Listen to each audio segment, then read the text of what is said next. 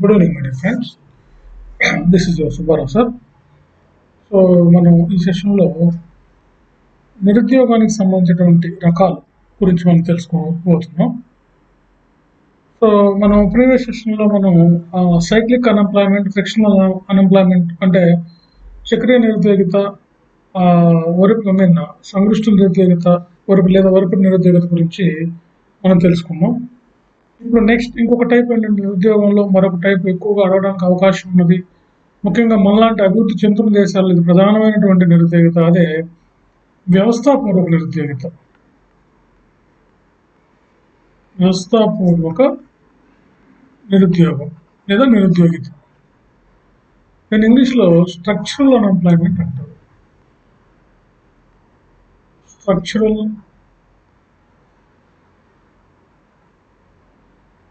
Unemployment అంటారు. ఈ structural unemployment లేదా వ్యవస్థాపూర్వక నిరుద్యోగిత అనేది ఆర్థిక వ్యవస్థ యొక్క నిర్మాణం ఆధారంగా ఇది ఏర్పడుతుంది. ఆర్థిక వ్యవస్థ యొక్క ఆ వ్యవస్థను అనుగుణంగా ఇది ఏర్పడుతుంది. అంటే ఏంటంటే మనలాంటి దేశాల్లో ఇక్కడ ఎలా ఉంటుందంటే జనాభా పెరుగుదల రేటు కన్నా కూడా ఇక్కడ మూలధన పెరుగుదల రేటు చాలా తక్కువ ఉంటుంది. అంటే మూలధన పెరుగుదల రేటు అంటే క్యాపిటల్ పెరుగుదల రేటు ఏంటంటే ఇక్కడ చాలా తక్కువగా ఉంటుంది. అదే పాపులేషన్ పెరుగుదల రేటు, జనాభా పెరుగుదల రేటు మాత్రం ఎక్కువగా ఉంటుంది. అంటే ఇక్కడ supply of labour always supply of demand అనమాట. అంటే సప్లై ఆఫ్ లేబర్ అంటే శ్రామిక సరఫరా అనేది ఇక్కడ ఇలాంటి ఆర్థిక వ్యవస్థల్లో శ్రామిక సరఫరా అనేది శ్రామిక డిమాండ్ కన్నా ఎక్కువగా ఉంటుంది. శ్రామిక డిమాండ్ కన్నా కూడా ఎక్కువగా ఉంటుంది అన్నమాట. అందువల్ల దీని వ్యవస్థాపూర్వక నిరుద్యోగిత ఎక్కువగా ఉంటుంది. దీని వ్యవస్థాపూర్వక నిరుద్యోగిత అని అనడం జరుగుతుంది. అదన్నమాట పరిస్థితి ఇక్కడ. అంటే ఇక్కడ సప్లై ఆఫ్ లేబర్ ఈ supply of demand. Supply of labour అనేది సప్లై ఆఫ్ డిమాండ్ కన్నా ఎక్కువగా ఉండటం వల్ల మన దేశంలో ఇక్కడ నిరుద్యోగిత ఏర్పడుతుంది. సో ఇలాంటి నిరుద్యోగిత ప్రధానంగా మనం చూస్తే అభివృద్ధి చెందుతున్న దేశాల్లో ఇది ఎక్కువగా ఉంటుంది. అభివృద్ధి చెందుతున్నటువంటి ఆర్థిక వ్యవస్థల్లో అంటే మనలాంటి దేశాలు. ఇండియాలో ప్రధానమైన నిరుద్యోగితల్లో ఇది ఒకటి అనమాట. ఇండియాస్ మేజర్ అన్ఎంప్లాయ్మెంట్ స్ట్రక్చర్ ఏంటంటే ఈ structural unemployment. It is caused by the structure of the economy. That means the supply of labor is more than supply of demand. కావాల్సిన దానికన్నా కూడా ఎక్కువగా ఉంటుంది, అందుకే ఉంటారు. దీనికి ప్రధానమైన కారణం ఏంటంటే మూలధనం కొరత. మన దేశంలో మూలధనం కొరతగా ఉండటం, తర్వాత ఆర్థిక అభివృద్ధి తక్కువగా ఉంటుంది. మూలధన కొరతే కాకుండా ఆర్థిక అభివృద్ధి కూడా ఇక్కడ తక్కువగా ఉంటుంది. ఎకనామిక్ డెవలప్మెంట్ అనేది కూడా తక్కువగా ఉంటుంది. వెనుకబాటుతనం ఎక్కువగా ఉంటుంది.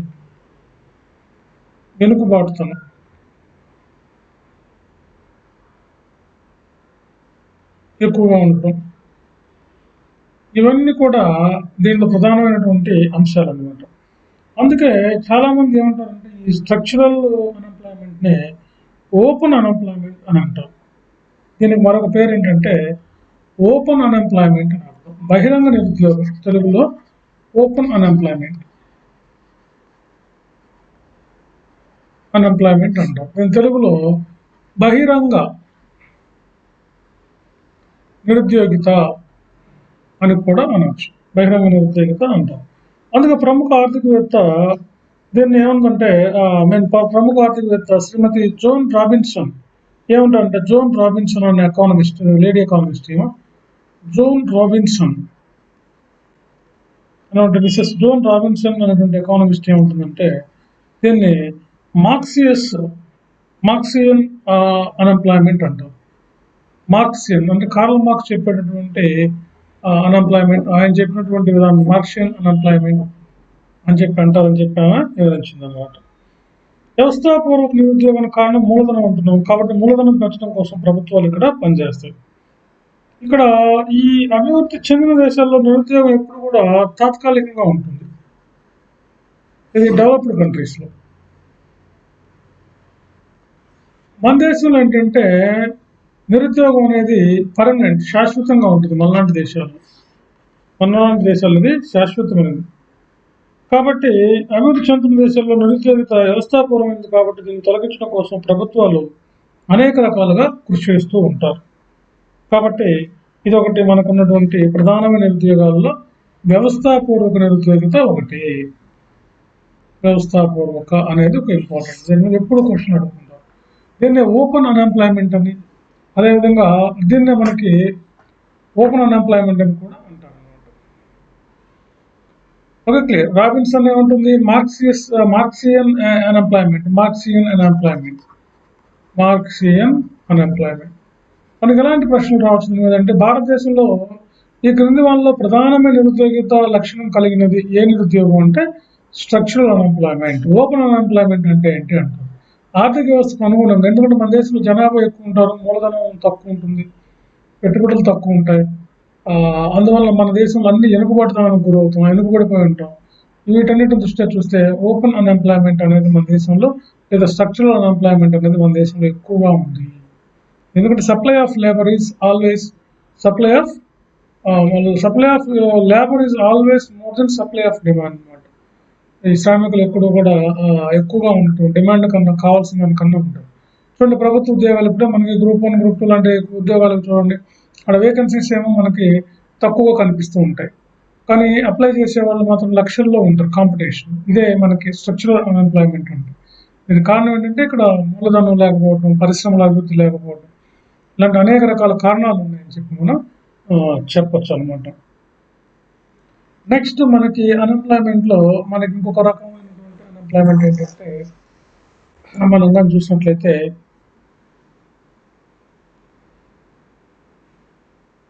అంటే ఇది ప్రధానంగా ఓపెన్ అన్ఎంప్లాయ్మెంట్ జనాభా వల్ల ఏర్పడుతుందని కూడా మీరు గుర్తుపెట్టుకోవాల్సిన అవసరం ఎంతైనా ఉంది. రైట్. నెక్స్ట్ మరొకటి ఏంటంటే ఇక్కడ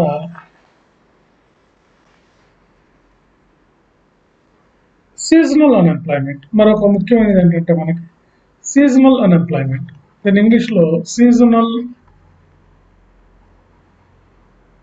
అన్ఎంప్లాయ్మెంట్ అని అంటాం. సీజనల్ అన్ఎంప్లాయ్మెంట్ అంటే దీన్ని ఋతు సంబంధమైన నిరుద్యోగిత లేదా కాలిక నిరుద్యోగిత అని కూడా అంటారు తెలుగులో ఋతువులు వారి నిరుద్యోగిత లేదా ఋతు సంబంధమైన నిరుద్యోగిత లేదా కాలిక నిరుద్యోగిత అని కూడా ఇక్కడ దీన్ని అనడం జరుగుతుంది. ఏంటి ఋతు సంబంధం అంటే, సంవత్సరంలో కొంతకాలమే పని ఉంటుంది, కొంతకాలం పని ఉండదు. ఇది ప్రధానంగా మన వ్యవసాయ రంగంలో చూడవచ్చు. వ్యవసాయ రంగంలో పంట ఊడ్చే కాలంలో, పంట కోసేటటువంటి కాలంలో అంటే హార్వెస్టింగ్ సీజన్లో ఎక్కువ రోజులు పని ఉంటుంది, ఎక్కువ రోజులు, 4 days ఉంటుంది. హార్వెస్టింగ్ సీజన్ అయిపోగానే పని ఉండదు వాళ్ళకి, అంటే కొంతకాలమే పని ఉండి, సీజన్లో వీళ్ళకి ఒక 2 నెలలు లేదా 3 నెలలు ఇట్లాంటి సీజన్లలో పని ఉండి మిగతా సీజన్స్లో నో వర్క్ అనమాట. అలాంటి సిచ్యువేషన్ ఏమంటామంటే సీజనల్ అన్ఎంప్లాయ్మెంట్ అంటారు. ఇది మన దేశంలో ప్రధానంగా వ్యవసాయ రంగంలో కనిపిస్తుంది. ముఖ్యంగా ఇది మెట్ట ప్రాంత వ్యవసాయంపై ఎక్కువ ఆధారపడింది. వ్యవసాయంలో కూడా మనకి వెట్ ల్యాండ్ కన్నా కూడా డ్రై ల్యాండ్ అగ్రికల్చర్లో ఎక్కువగా ఇది ఉంటుంది. డ్రై ల్యాండ్ అగ్రికల్చర్ అంటే ఏంటంటే మెట్ట భూమిలో చేసే వ్యవసాయం, మెట్ట భూమిలో చేసేటటువంటి వ్యవసాయం అన్నమాట. ఇది డ్రై ల్యాండ్ అగ్రికల్చర్లో ప్రధానంగా దీనికి ఎక్కువ ప్రయారిటీ ఉందన్నమాట, seasonal unemployment. Okay, right. So 1969లో మనకని చూస్తే దంతావాల కమిటీ భారతదేశంలో ఇది ఒక ప్రధానమైనటువంటి నిరుద్యోగిత అని చెప్పడం జరిగింది. 1969లో దంతావాల కమిటీ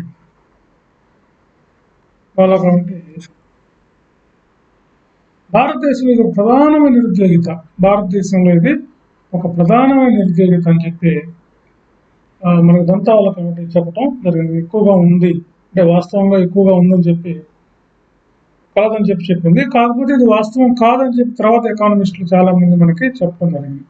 కాబట్టి సీజనల్ అన్ఎంప్లాయ్మెంట్ అనేది మన దేశం. దీని మీద క్వశ్చన్ ఎట్లా అడుగుతారంటే సీజనల్ అన్ఎంప్లాయ్మెంట్ అంటే ఏంటి? ఒక సీజన్లో పని ఉండి కొంత సీజన్లో పని లేకపోవడాన్ని సీజనల్ అన్ఎంప్లాయ్మెంట్ అంటారు.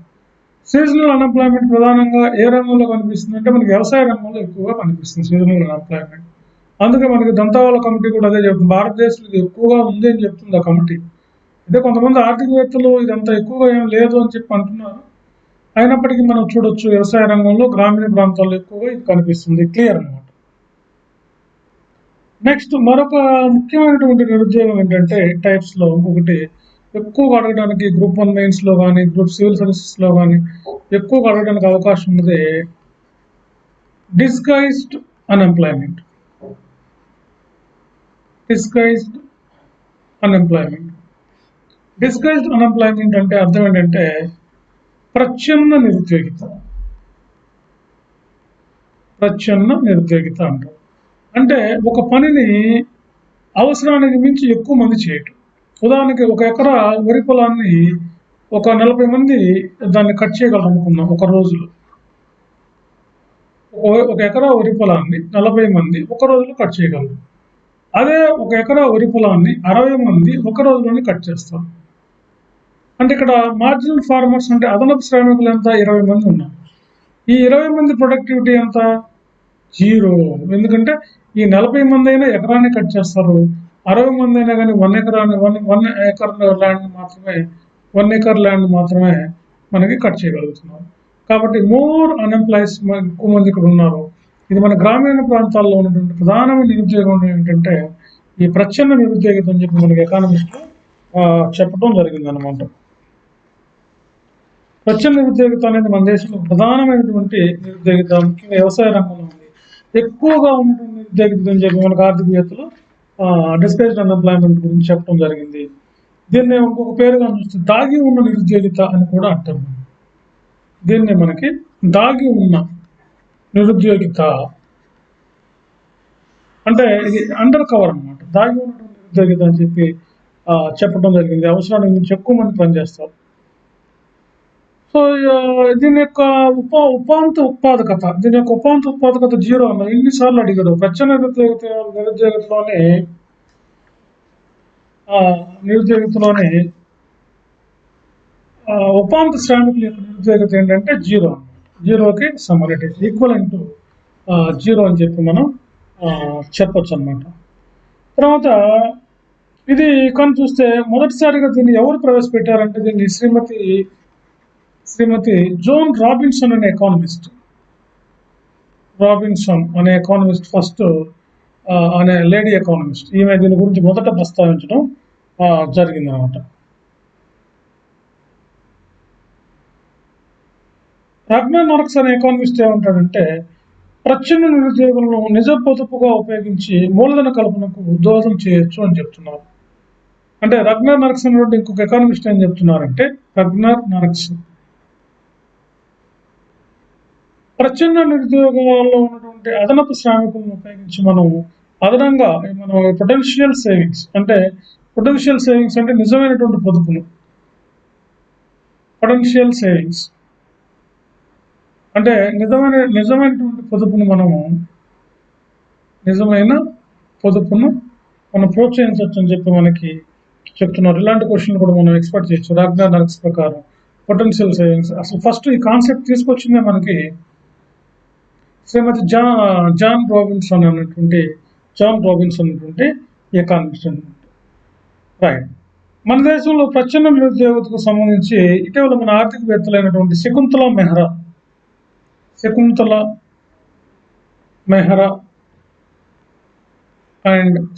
మెహ్రా అండ్ అమర్త్య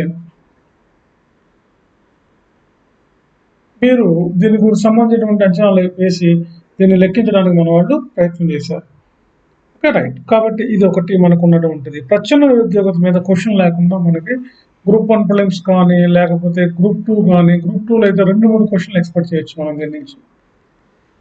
ప్రచ్ఛన్న నిరుద్యోగిత గ్రూప్ 1 మెయిన్స్లో కూడా క్వశ్చన్ అడుగుతారు. ప్రచ్ఛన్న నిరుద్యోగిత దాని యొక్క ప్రభావం ఏంటి, దాని యొక్క అలా కూడా అడుగుతానికి అవకాశం ఉంది. మెయిన్గా గ్రూప్ 2లో అయితే ఎక్కువ క్వశ్చన్స్ అడగడానికి అవకాశం ఉండదంటాము. ప్రచ్ఛన్న నిరుద్యోగితలో ఉపాంత శ్రామికుల యొక్క ఉత్పాదకత 0కి సమానం. అది ఒకటే క్వశ్చన్. 2 ప్రచ్ఛన్న నిరుద్యోగిత గురించి ఎవరు చెప్పారు? శ్రీమతి రాబిన్సన్ చెప్పింది. ఫస్ట్ ఈమె చెప్పింది, శ్రీమతి రాబిన్సన్ చెప్పింది. తర్వాత ప్రచ్ఛన్న నిరుద్యోగిత ప్రధానంగా ఎక్కడ ఉంటుంది? ప్రచ్ఛన్న నిరుద్యోగిత గ్రామాలలో ఉంటుంది. గ్రామాలలో ఎక్కడంటే వ్యవసాయ రంగంలో ఉంటుంది. ప్రధానంగా ఇది గ్రామాల్లో వ్యవసాయ రంగంలో ప్రచ్ఛన్న నిరుద్యోగిత మనకు బాగా కనిపిస్తుందని చెప్పి మన వాళ్ళు చెప్పడం జరిగింది. ఈ ప్రచ్ఛన్న నిరుద్యోగం తగ్గించడానికి అనేక విధాలుగా కృషి చేస్తున్నారు. దీని ప్రధాన కారణం ఏంటంటే జనాభా పెరుగుదలే. ప్రచ్ఛన్న నిరుద్యోగిత ప్రధాన కారణం ఏంటంటే జనాభా పెరుగుదల. ఉదాహరణ చూడండి, COVID-19 ఇంపాక్ట్ వలన అనార్గనైజ్డ్ సెక్టర్లో పనిచేసేవాళ్ళు, అవ్యవస్థీకృత రంగాల్లో పనిచేసే వాళ్ళంతా కూడా గ్రామీణ ప్రాంతాలకు వెళ్ళిపోయి వాళ్ళంతా కూడా వ్యవసాయ రంగం మీద ఆధారపడ్డారు, వ్యవసాయ రంగం మీదే ఆధారపడుతున్నారు. కాబట్టి చూడండి, ఇక్కడ మళ్ళా ప్రచ్ఛన్న నిరుద్యోగిత మళ్ళా పెరుగుతుంది. ప్రచ్ఛన్న నిరుద్యోగిత మళ్ళా పెరుగుతుంది అన్నమాట. కాబట్టి ప్రచ్ఛన్న నిరుద్యోగితకు సంబంధించి ఇలాంటి క్వశ్చన్లు మనకు అడిగే అవకాశం ఉంది. రైట్. నెక్స్ట్ ఇంకొకటి విద్యావంతుల్లో నిరుద్యోగిత. ఇంకొక టైప్ ఏంటంటే మనకి విద్యావంతుల్లో నిరుద్యోగిత. విద్యావంతులలో నిరుద్యోగిత. దీన్ని మనం ఏమనొచ్చు అంటే educational unemployment, educational or educational unemployment అన్నమాట.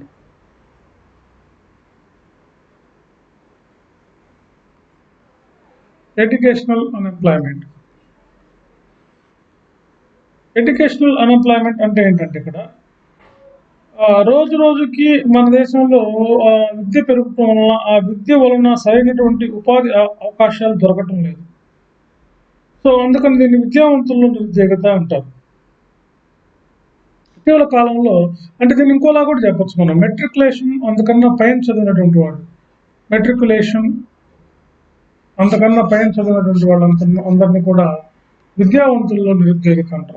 అంతకుముందు చదివి వాళ్ళంతా కూడా ఎలాంటి జాబ్ లేకుండా ఉంటారు. అయితే ఇటీవల కాలంలో ఏమవుతుందంటే నాన్ ఎడ్యుకేషనల్ అన్ఎంప్లాయ్మెంట్ కన్నా కూడా ఎడ్యుకేషనల్ అన్ఎంప్లాయ్మెంట్ ఎక్కువగా ఉంది. ఎందుకంటే లిటరసీ కొంచెం పెరిగింది కాబట్టి, ముఖ్యంగా పట్టణ ప్రాంతాల్లో ఈ చదువుకునే వాళ్ళు పెరిగారు కాబట్టి ఇక్కడ ఈ ఎడ్యుకేషనల్ అన్ఎంప్లాయ్మెంట్ మనకి కనిపిస్తుంది. చదువుకున్న వాళ్ళని కనిపించే నిరుద్యోగితనే మనం ఏమంటామంటే ఎడ్యుకేషనల్ అన్ఎంప్లాయ్మెంట్ అనడానికి అవకాశం ఉందన్నమాట. తర్వాత ఇక ఈ విద్యావంతుల నిరుద్యోగిత కారణం ఏంటంటే వీళ్ళలో దీన్ని కూడా మనం సపరేట్గా చూడొచ్చు. మన విద్యావంతుల్లో ఎందుకు వీళ్ళు నిరుద్యోగులుగా ఉంటున్నారు అంటే, విద్యావంతుల్లో ఒకటి మానవ వనరులను సక్రమంగా ఉపయోగించుకోలేకపోవడం. మానవ వనరులను సక్రమంగా ఉపయోగించుకోకపోవడం అంటే హ్యూమన్ రిసోర్స్ని మనం ఇన్సఫిషియెంట్గా ఉపయోగించుకుంటున్నాం. Insufficient utilization of human resource అని అర్థం. దీని అర్థం మానవ వనరులను సక్రమంగా ఉపయోగించుకోలేకపోతున్నాం ఒకటి. రెండోది ఏంటంటే మనకి వృత్తి విద్య శిక్షణ కొరత. మన దేశంలో వృత్తి విద్య అనేది పెద్దగా లేదనమాట. మన దేశంలో వృత్తి విద్య, ప్రొఫెషనల్ ఎడ్యుకేషన్ అనేది మన దేశంలో తక్కువగా ఉంటుంది. ఇది కొరత ఉండటం వల్ల కూడా విద్యావంతుల్లో ఏర్పడుతుంది. మూడవది సాంకేతిక శిక్షణ కూడా ఉంటుంది అన్నమాట, టెక్నికల్ ట్రైనింగ్ అనమాట. సాంకేతిక శిక్షణ కూడా మన దేశంలో తక్కువగా ఉంది. తర్వాత ఆచరణలో పనికిరాని విద్య అనమాట. మనది ఆచరణలో పనికిరానిది అంటే ప్రాక్టికల్గా ఇది మనకు పనికిరావు. ఆచరణలో లేని విద్య, ఆచరణలో పనికిరానిది అంటే చదువుతాం కానీ ఆ కోర్సుల వల్ల మనకి ఏం ఉపయోగం మనకే తెలియదు. ఆచరణలో పనికిరానటువంటి విద్య అనమాట. తర్వాత కానీ మనం చూసినట్లయితే మూలధన సాంద్రత పద్ధతులకు ప్రాధాన్యత ఇవ్వటం. మూలధన సాంద్రత పద్ధతులకు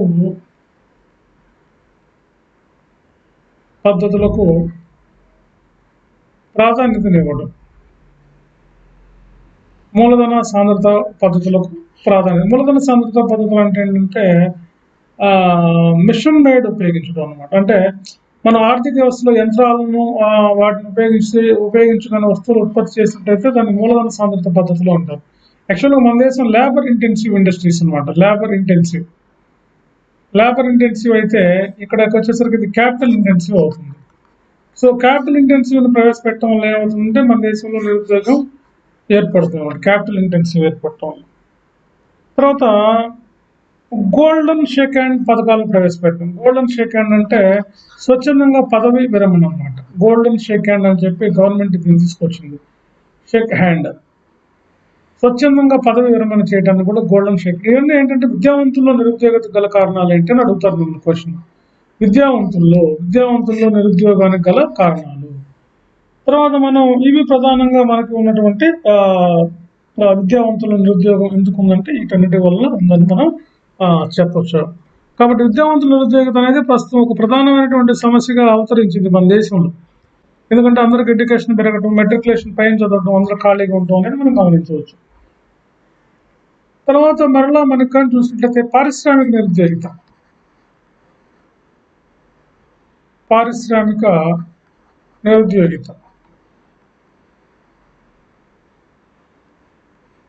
పారిశ్రామిక నిరుద్యోగిత అంటే ఏంటంటే ఇండస్ట్రియల్ అన్ఎంప్లాయ్మెంట్ అంటే ఏంటంటే గ్రామాల నుండి పట్టణాలకు వలస పోవటం. అంటే అసలు ఏంటి పారిశ్రామిక నిరుద్యోగిత అంటే ఏంటంటే గ్రామాల నుండి పట్టణాలకు ఉపాధి కోసం రావటం వల్ల పట్టణ ప్రాంతాల్లో ఏర్పడే నిరుద్యోగితనే మన పారిశ్రామిక నిరుద్యోగిత అంటాం.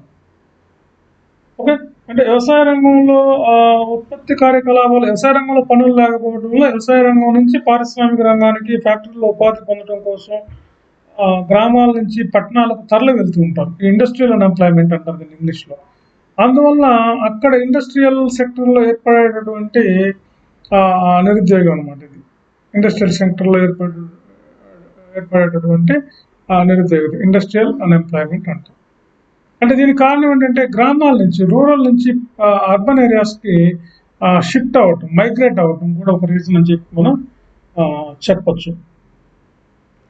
సో వీళ్ళకి దేనికి కారణం అంటే ఈ పారిశ్రామిక నిరుద్యోగత కారణం ఏంటంటే ఒకటి ఇది అంటున్నాం. రెండు ఏంటంటే 60-80 దశకాల్లో పారిశ్రామిక రంగంలో మనకి స్టాగ్నేషన్ వచ్చింది. అంటే 60 దశాబ్దంలోను 80 దశాబ్దంలోను పారిశ్రామిక అభివృద్ధే లేదనమాట. అక్కడ స్తబ్దత వచ్చింది. అందువల్ల అక్కడికి ఈ రంగంలోకి వెళ్ళడం జరిగింది. తర్వాత ఖైలాపడ్డ పరిశ్రమలు, అభివృద్ధి లేదు కాబట్టి అక్కడ ఉపాధి దొరకదు. తర్వాత ఖాయిలా పడ్డ పరిశ్రమలు అంటారు. ఖాయిలా అంటే సిక్ అనమాట. సిక్ అంటే అర్థం ఏంటంటే నో ప్రాఫిట్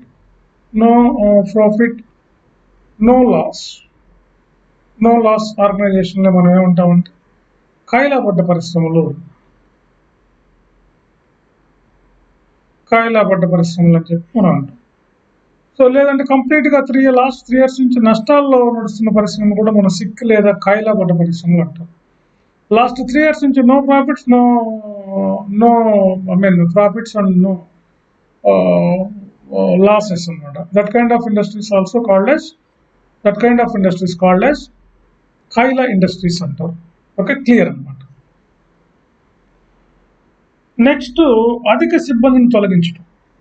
పారిశ్రామిక నిరుద్యోగిత ఏర్పడడం కారణం ఏంటంటే ఈ ఎక్సెస్ లేబర్ వర్కర్స్ ఉంటారు కదా, అధిక సిబ్బందిని తొలగించడం కూడా ఒక కారణంగా మనం చెప్పచ్చు నిరుద్యోగానికి. తర్వాత మనం ఇంకా చూసినట్లయితే ప్రభుత్వ పెట్టుబడులను ఉపసంహరించడం. ప్రభుత్వ పెట్టుబడులను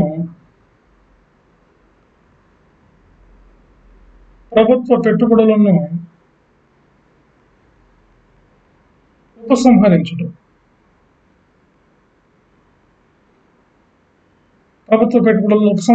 కూడా మనకి ఇదొక ఇదన్నమాట పరిస్థితి. అంటే పారిశ్రామిక నిరుద్యోగ కారణాలు ఏంటంటే గ్రామాల నుంచి పట్టణాలకు రావటం, 60-80లో పారిశ్రామిక అభివృద్ధి లేకపోవడం, పరిశ్రమలు ఖాయిలా పట్టడం, అధిక సిబ్బంది తొలగించడం, ప్రభుత్వ పెట్టుబడులను అంటే పబ్లిక్ డిజిన్వెస్ట్మెంట్స్ అంటారు. ఈ డిజిన్వెస్ట్ చేయటం కూడా, పబ్లిక్ డిజిన్వెస్ట్మెంట్స్ కూడా one of the reason for this one అన్నమాట. సో కాబట్టి మనకి ఇలా ఉంది. నెక్స్ట్ ఇంకొక టైప్ ఆఫ్ నిరుద్యోగం ఏంటంటే మనకి దాన్ని ఏమనొచ్చు అంటే మనం టెక్నికల్ అన్ఎంప్లాయ్మెంట్.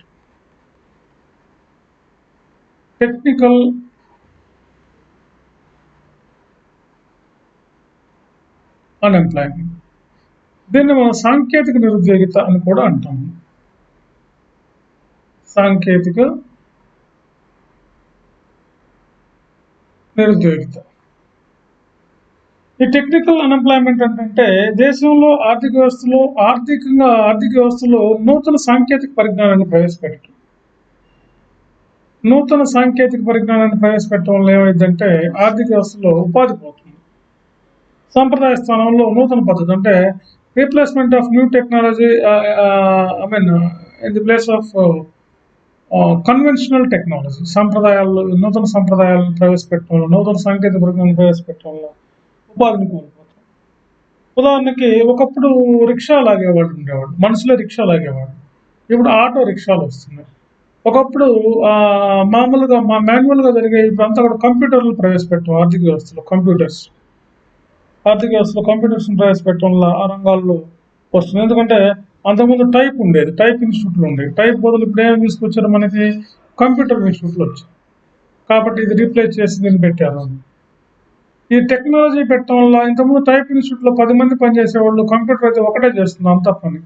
కాబట్టి చాలా మందికి ఉపాధి పోతుంది. టెక్నాలజీ ఇంప్లిమెంట్ చేయడం వల్ల కూడా మనకి అన్ఎంప్లాయ్మెంట్ వస్తుందని చెప్పి మనం చెప్పొచ్చు అనమాట.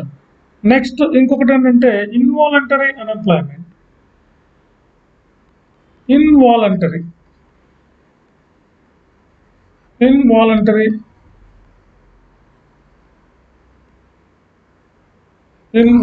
అన్ఎంప్లాయ్మెంట్. ఇన్వాలంటరీ అన్ఎంప్లాయ్మెంట్ తెలుగులో ఏమంటారంటే అనైచ్ఛిక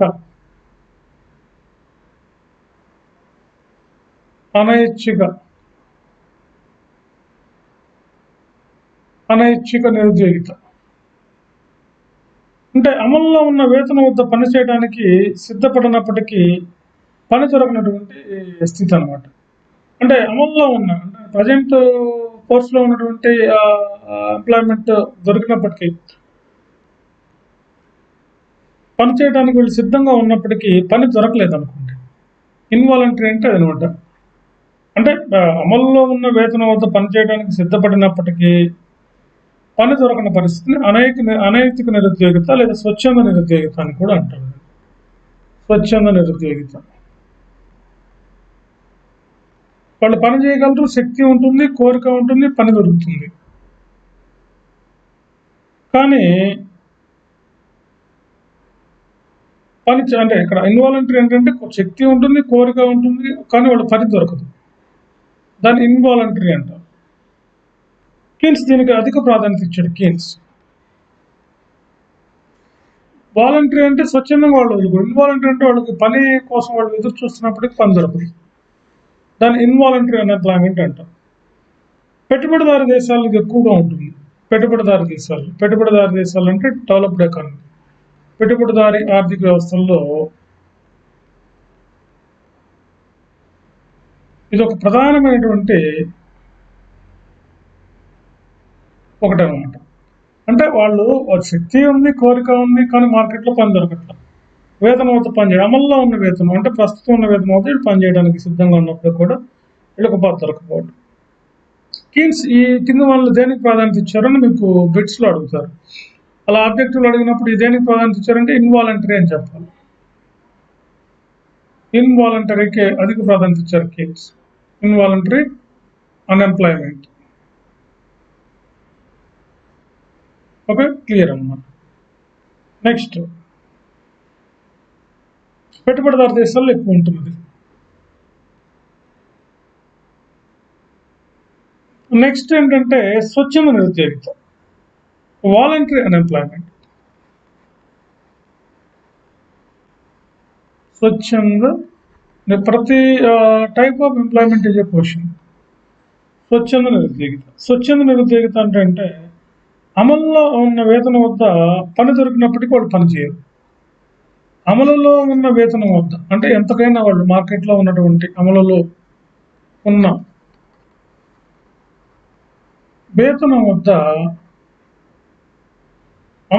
వేతనం వద్ద పని దొరికినప్పటికీ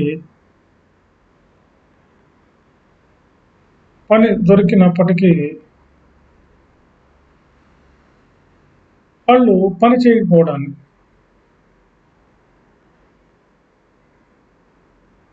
పని చేయకపోవడాన్ని మనం ఏమంటామంటే దీన్ని అంటాం.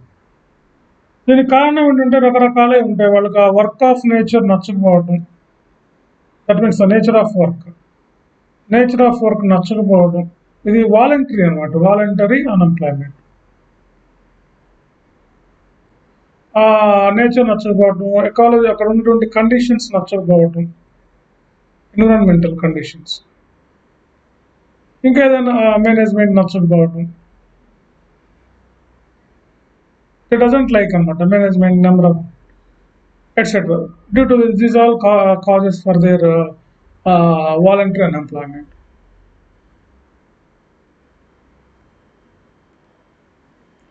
సో స్వచ్ఛంద నిరుద్యోగిత కూడా మనకు చాలాసార్లు ఈ ప్రశ్న అడగటం జరిగిందన్నమాట.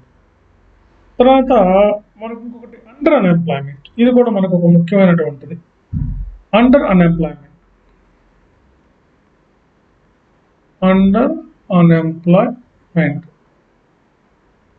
దీన్ని మన తెలుగులో అల్ప ఉద్యోగిత అంటాం.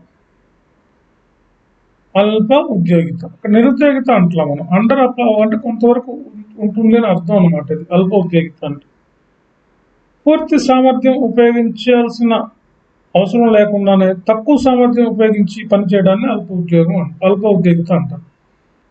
అంటే పూర్తి సామర్థ్యాన్ని ఉపయోగించాల్సిన అవసరం, no need to utilise the complete efficiency, entire efficiency, need only just main efficiency for this అనమాట. అండర్ అన్ఎంప్లాయ్మెంట్ అని కూడా అంటారు. ఉపాధి కొరకు ఒక వ్యక్తి సామర్థ్యానికి తగినటువంటి పని దొరకకపోతే అది అల్ప ఉద్యోగిత అవుతుంది. అంటే no work for is according to his qualification, no work for అంటే no work means no sufficient work అనమాట. అంటే equivalent work of his qualification, no sufficient work for their qualification అని చెప్పచ్చు మనం. వారి అర్హతకు వారి సామర్థ్యానికి, no work for their qualification and their efficiency, అంటే ఈక్వలెంట్ వర్క్ అనమాట. No equivalent work for sufficient work for their qualification వాటికి అనమాట. వాళ్ళ అర్హతకి సామర్థ్యానికి దొరకదు. అంటే ఒక వ్యక్తి తక్కువ సామర్థ్యం ఉన్నటువంటి పని, తనకు ఉన్నటువంటి సామర్థ్యం కన్నా తక్కువ సామర్థ్యం కలిగినటువంటి పని చేయటం అనమాట. తన సామర్థ్యం కన్నా, తన అర్హత కన్నా తక్కువ సామర్థ్యం కన్నా పని చేయటం. ఒక ఉదాహరణకు ఒక ఇంజనీరు ఒక గుమస్తాగా అంటే ఒక క్లర్క్గా పనిచేయటం. ఇక్కడ ఏంటంటే ఇంజనీర్ క్వాలిఫికేషన్ తగినటువంటి జాబ్ లేదు ఇక్కడ. ఆయన అర్హతకి ఆయన క్వాలిఫికేషన్ సంబంధించినటువంటి జాబ్ ఇక్కడ లేదు. క్లర్క్ అనేది ఆయన అర్హతకి ఆయన ఎఫిషియన్సీకి సంబంధించినటువంటిది కాదు, అంతకన్నా తక్కువదే ఇది. అయినప్పటికీ కూడా ఆయనకి ఇక్కడ ఇది ఇవ్వటం జరుగుతుంది. అదే క్లర్క్ అనమాట. తర్వాత దీన్ని మనం ఎట్లా చెప్పచ్చు అంటే, ఒక వ్యక్తి తన ఉత్పాదక సామర్థ్యం కంటే తక్కువ సామర్థ్యం ఉన్నటువంటి పని చేయడం అని కూడా చెప్పచ్చు. ఆల్మోస్ట్ ఇది ఒకటి. అందుకే 3వ ప్రణాళికలు ఏం చేశారంటే, ఒకవైపు ప్రచ్ఛన్న నిరుద్యోగితను, మరోవైపు అల్ప నిరుద్యోగితను పక్కనే ఉంటున్నాయని చెప్పి ఆర్థికవేత్తలు పేర్కొన్నారు. 3వ ప్రణాళిక కాలంలో మన దేశంలో ప్రచ్ఛన్న నిరుద్యోగిత ఉంది, అల్ప ఉద్యోగిత ఉంది. మరి సామర్థ్యం కన్నా తక్కువ పని కానీ దొరికినట్లయితే దాన్ని మనం under employment. So work less work of our qualification and insufficient work అనమాట, no equivalent work for our qualification. Okay, so దీన్ని అండర్ అన్ఎంప్లాయ్మెంట్ లేదా అల్ప ఉద్యోగిత అంటారు. మన దేశంలో ఇది కూడా కొంతవరకు మన దేశంలో కనిపిస్తుంది.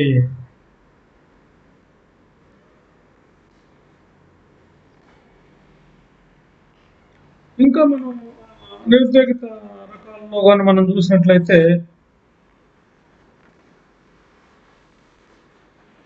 సాంకేతిక నిరుద్యోగిత, అనైచ్ఛిక నిరుద్యోగిత,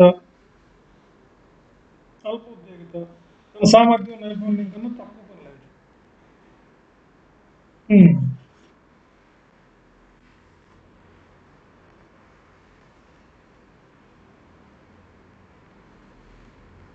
సాంకేతిక నిరుద్యోగిత,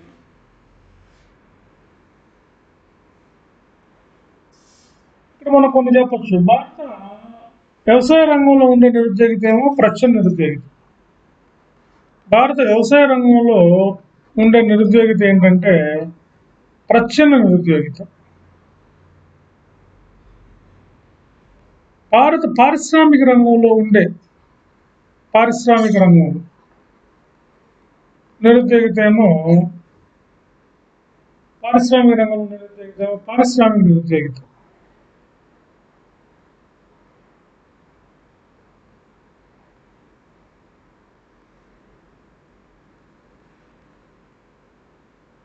మూడవది సేవా రంగంలో ఉండేదేమో సాంకేతిక నిరుద్యోగిత. ఇది 3 గుర్తుపెట్టుకోవాలి.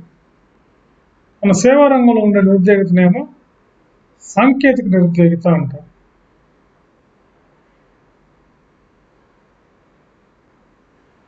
భారత వ్యవసాయ రంగంలో ఉండే నిరుద్యోగిత ప్రచ్ఛన్న నిరుద్యోగిత. పారిశ్రామిక రంగంలో ఉండే నిరుద్యోగిత పారిశ్రామిక నిరుద్యోగిత. సేవా రంగంలో ఉండే నిరుద్యోగిత ఏమో సాంకేతిక నిరుద్యోగిత.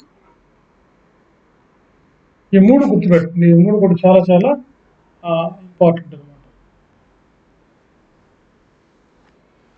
మన నిరుద్యోగిత రేట్ అంటే మొత్తం నిరుద్యోగుల సంఖ్యపై మనం మొత్తం శ్రామికులు నిరుద్యోగుల సంఖ్యపై మన నిరుద్యోగిత రేట్ ఎట్లా కనుక్కుంటా ఉన్నాం బిగినింగ్ లో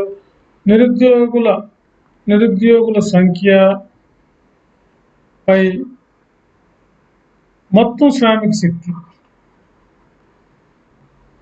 శ్రామిక శక్తి దీన్ని మనం నిరుద్యోగిత రేటు అంటాం. దీన్ని మనం ఇంగ్లీష్లో చెప్పాలంటే unemployment rate equal to the number of unemployed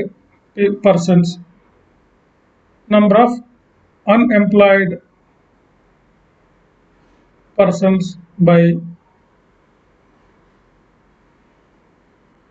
total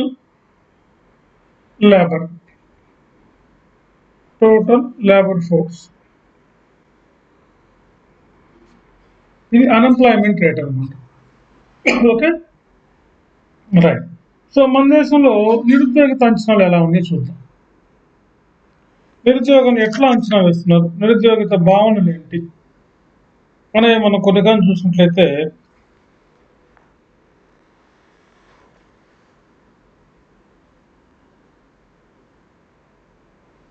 మన దేశం నిరుద్యోగాన్ని ప్రతి 5 ఏళ్ళకు ఒకసారి అంచనా వేస్తారని. దీన్ని కూడా NSS వాళ్ళు అంచనా వేస్తారని బిగినింగ్ లో చెప్పారు. 1951లో మన దేశంలో నిరుద్యోగులు ఎంతమంది అంటే 3.3 మిలియన్ల మంది. అదే 1956కు వచ్చేసరికి మీరు 5.3 మిలియన్ల మంది. 1961కు వచ్చేసరికి 7.1 మిలియన్ల మంది. 1966కు వచ్చేసరికి 9.6 మిలియన్ల మంది. 1969కు వచ్చేసరికి 23 మిలియన్ల మంది ఉన్నారు. ప్రస్తుతం కూడా దాదాపు మనం చూస్తే 2018 నాటికి కానీ చూస్తే సుమారుగా 17.5 మిలియన్ల మంది ఉన్నారని చెప్తున్నాం. సో ఈ విధంగా మన నిరుద్యోగత ఎప్పటి నుంచో మన దేశం అంచనాలు వేస్తూ ఉన్నాం. 1969లో నిరుద్యోగాన్ని అంచనా వేయటం కోసం ఇవన్నీ కూడా నిరుద్యోగ అంచనాలు అనమాట. నిరుద్యోగ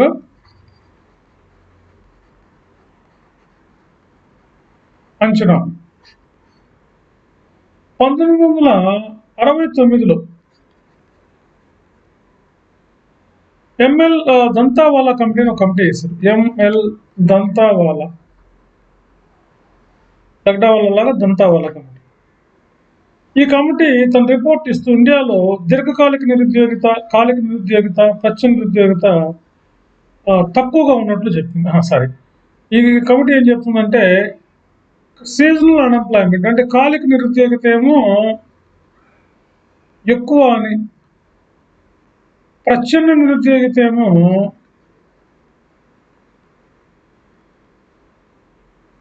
తక్కువ అని చెప్పడం జరిగింది ఈ కమిటీ.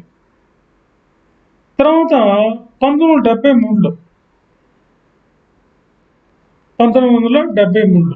భగవతి కమిటీని ఒక కమిటీ వేశారు. భగవతి కమిటీ వీళ్ళు ఏం చేశారంటే నిరుద్యోగానికి అంచనా వేయడానికి వాళ్ళు ప్రధానంగా 3 పద్ధతులను సూచించారు. 3 మెథడ్స్ అన్నమాట. 3 పద్ధతులు. దానికన్నా ముందు మనం కానీ యావరేజ్గా కానీ చూస్తే మన దేశం నిరుద్యోగ భావనలు ఎట్లా ఉన్నాయి చూద్దాం. ఆ 3 పద్ధతులు తెలుసుకోబోయే ముందు మన దేశంలో నిరుద్యోగ భావనలు ఎట్లా ఉన్నాయి చూద్దాం. నిరుద్యోగ భావనలు అంటే అన్ఎంప్లాయ్మెంట్ కాన్సెప్ట్స్ ఆఫ్ అన్ఎంప్లాయ్మెంట్.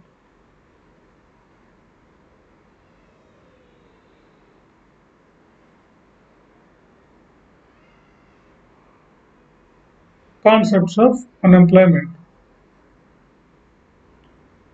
మన దేశంలో 1951 నుంచి 2011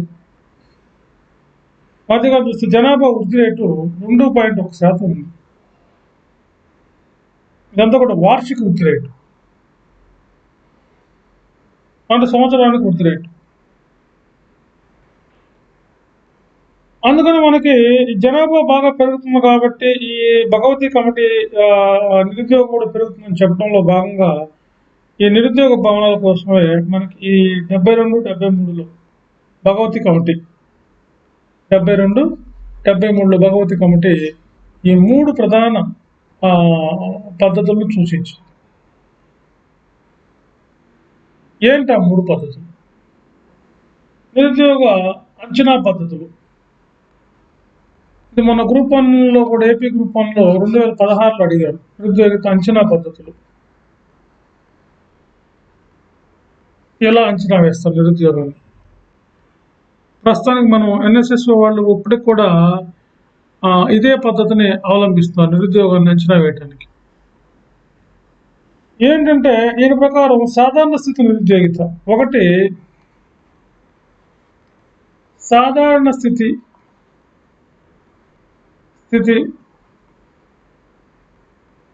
నిరుద్యోగిత, దీన్ని యూజువల్ స్టేటస్ అన్ఎంప్లాయ్మెంట్ అంటారు. యూజువల్ స్టేటస్ అన్ఎంప్లాయ్మెంట్ అంటారు. రెండవది వారం స్థితి నిరుద్యోగిత. సాధారణ స్థితి, వారం స్థితి నిరుద్యోగిత. దీన్ని మనం వీక్లీ స్టేటస్ ఇది గ్రూప్ 1 మెయిన్స్లో కూడా అడగచ్చు ఈ క్వశ్చన్. Status unemployment. మూడవది ఏంటంటే రోజువారీ స్థితి నిరుద్యోగిత. దీన్ని కరెంట్ డైలీ స్టేటస్ అంటారు. డైలీ స్టేటస్ అని లేదా కరెంట్ డైలీ స్టేటస్ అన్ఎంప్లాయ్మెంట్ అంటారు. కరెంట్ డైలీ స్టేటస్ అన్ఎంప్లాయ్మెంట్ అంటారు. సాధారణ వారం స్థితి, రోజువారీ స్థితి నిరుద్యోగిత అని కూడా అంటారు. సో ఇట్లా ఒక క్వశ్చన్ అనమాట. మనకి ఆబ్జెక్టివ్ టైప్లో గ్రూప్ 1 కానీ సివిల్స్ కానీ మెయిన్గా గ్రూప్ 2లో కానీ ఖచ్చితంగా మనకి 1 నుంచి 2 క్వశ్చన్లు ఈ ఏరియా నుంచి వస్తాయి. వీటి నుంచి ఒకటైతే పక్కా వస్తుంది. ఎట్లా వస్తుంది చూద్దాం. సాధారణ స్థితి అంటే ఎట్లా తీసుకుంటాం? యూజువల్ స్టేటస్ అన్ఎంప్లాయ్మెంట్ అనేది ఎట్లా తీసుకుంటాం? వారం స్థితి అనేది ఎట్లా తీసుకుంటారు? ఇక్కడ సాధారణ స్థితి అంటే ఏంటంటే సర్వే జరిపే సంవత్సరంలో కనీసం వారం రోజులు లేదా కొద్ది రోజులు కూడా రోజుకు 2 గంటలు చొప్పున కూడా పని దొరకనటువంటి వారిని నిరుద్యోగులుగా తీసుకుంటారు. అంటే ఒకటి ఏంటంటే యూజువల్ స్టేటస్ అన్ఎంప్లాయ్మెంట్ మెథడ్ అనమాట. యూజువల్ స్టేటస్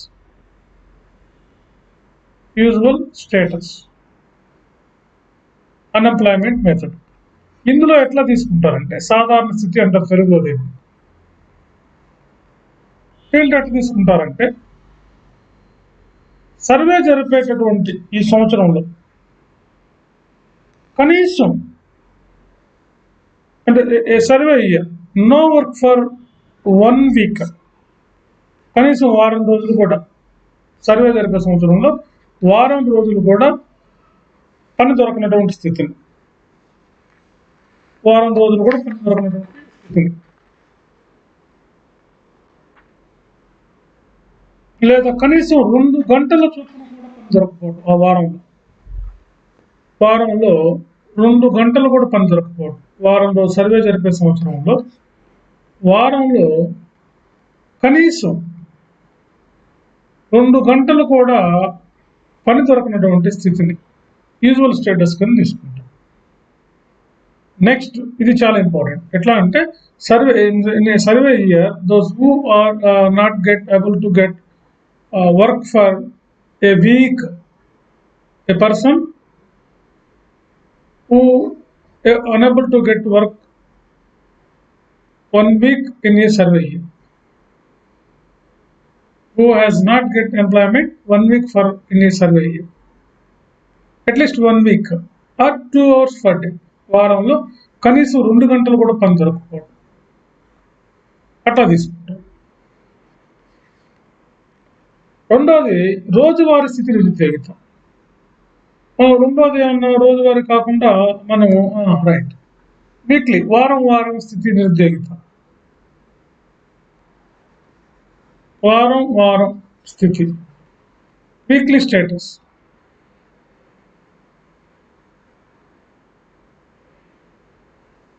ఈ వారం స్థితి నిరుద్యోగిత ఎట్లా తీసుకుంటారంటే సర్వే జరిపే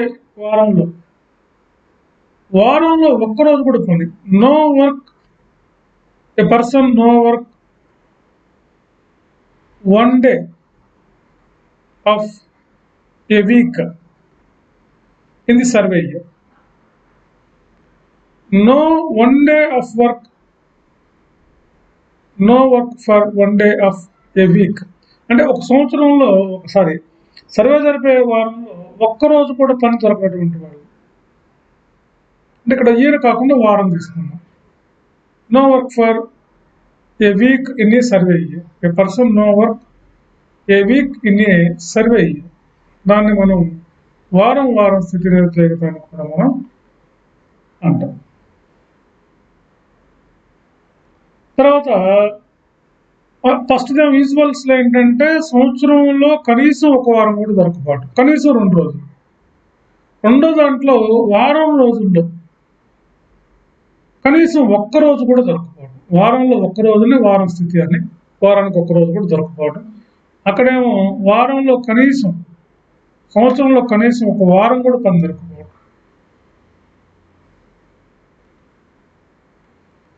మూడవది ఏంటంటే రోజువారీ నిరుద్యోగిత స్థితి.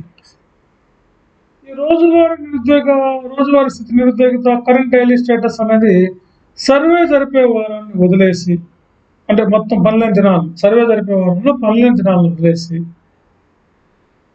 మొత్తం శ్రామిక దినాలకు మధ్య గల నిష్పత్తిని బట్టి నిరుద్యోగుల సంఖ్యను నిరుద్యోగిత రేటు ద్వారా లెక్కిస్తారు. అంటే కరెంట్ స్టేటస్లో ఏం చేస్తారంటే నిరుద్యోగుల సంఖ్యను లెక్కించి తర్వాత నిరుద్యోగిత రేటును అంచనా వేస్తారు. అంటే ఇక్కడ మనం ఏం చెప్పచ్చు అంటే డైలీ స్టేటస్ అనేది కొంచెం కన్ఫ్యూజన్గా ఉంటుంది.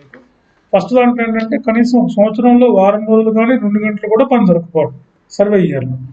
రెండో దాంట్లో వారంలో ఒక్కరోజు కూడా పని దొరకపోవడం సర్వే ఇయర్లో. మూడవది ఏంటంటే సర్వే చేసిన సంవత్సరాల్లో ఎన్ని పని గంటలు లభిస్తుందో తెలియజేసేదే రోజువారీ స్థితి నిరుద్యోగిత. A person gets how many working days in a survey year. సింపుల్గా చెప్పాలంటే a person gets how many working days in a week. కింద 2 వీక్ తీసుకుంటాం. ఒక వారంలో ఒక వ్యక్తికి ఎన్ని రోజులు పని దొరుకుతాయో తీసుకుంటాం. అక్కడేం దొరకని తీసుకుంటాం 1-2లో. ఇక్కడేమో ఒక వారంలో ఎన్ని పని దినాలు దొరుకుతాయో దాని ఆధారంగా తీసుకుని లెక్కెడతారు. అంటే నిరుద్యోగిత రోజులో 4 గంటల కంటే తక్కువ పని లభిస్తే, ఒక రోజులో 4 గంటల కన్నా తక్కువ పని లభించింది అనుకోండి, వర్క్ తక్కువ లభిస్తే దాన్ని హాఫ్ డే కింద పెడతారు. Half day. 4 గంటల కన్నా ఎక్కువ పని లభించింది అనుకోండి, 4 hours more then, it is full day. 4 hours work చేస్తేనే half day, more then 4 hours చేస్తేనే ఫుల్ డే. ఇట్లా తీసుకుంటారు.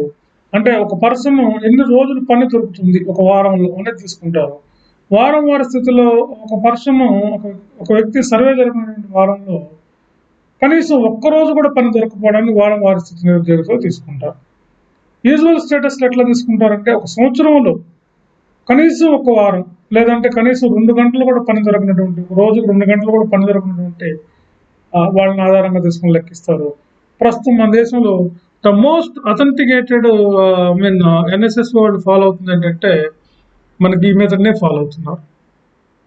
మనకు ఉన్నటువంటి రోజువారీ నిరుద్యోగ స్థితి పద్ధతిని రోజువారీ నిరుద్యోగిత పద్ధతి, daily current status method, daily current status method, ఇది బాగా ఎక్కువ ఎన్ఎస్ఎస్ వాళ్ళు ప్రజెంట్ ఫాలో అవుతున్నటువంటి మెథడ్ కూడా ఇది.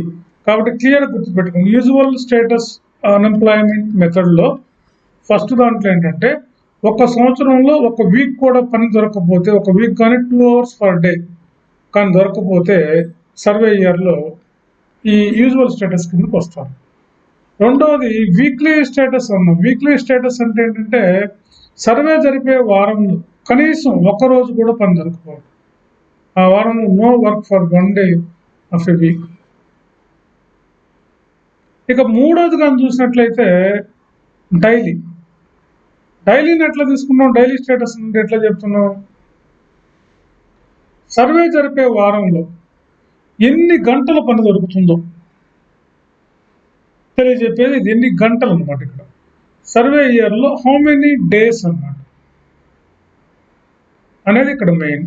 ప్రస్తుతం దీన్ని తీసుకొని ఎన్ఎస్ఎస్ వాళ్ళు మనకి నిరుద్యోగాన్ని అంచనా వేస్తున్నారు. ది బెస్ట్ మెథడ్ అని చెప్పి మనకి చెప్తున్నారు. తర్వాత మనం కానీ చూసినట్లయితే 67వ రౌండ్లో ఎన్ఎస్ఎస్ వాళ్ళు 67వ రౌండ్లో ఒక క్లాసిఫికేషన్ ఇచ్చారు. వాళ్ళు ఇచ్చినటువంటి డిక్లరేషన్లో ఇట్లా చెప్పారు. 67 రౌండ్లు ఎన్ఎస్ఎస్లో 67th రౌండ్ అనమాట. దాంట్లో ఏం చెప్తున్నారంటే, యూపీఎస్ అంటే యూజువల్ కరెంట్ స్టేటస్ ప్రకారం మన దేశ నిరుద్యోగిత 2.7% అని చెప్తున్నారు. తర్వాత కరెంట్లీ వీక్లీ స్టేటస్ ప్రకారం ఏమో, అంటే రెండో దాని ప్రకారం ఏమో 3.3% అని.